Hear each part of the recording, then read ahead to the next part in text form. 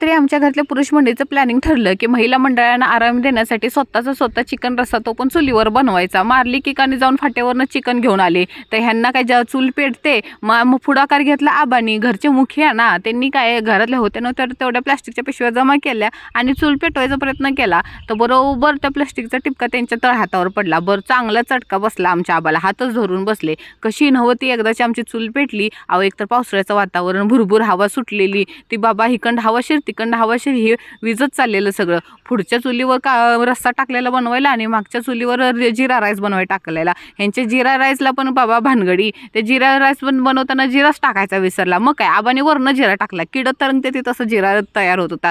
काय जेवण होतंय का आज आम्ही उपाशी राहतोय, त्यापेक्षा ह्यांना आम्हीच बनवून दिलं असतं तर बरं झालं असतं. चटणी दे, तेल दे, मीठ दे, सगळं त्यांच्या हाताखाली राबत होतं. एकदाचं कसं नव्हतं ते होत होतं. तर टेस्टवारी आबा म्हणाले चटणी मीठ कमी आहे, वरनं चटणी अजून टाकली.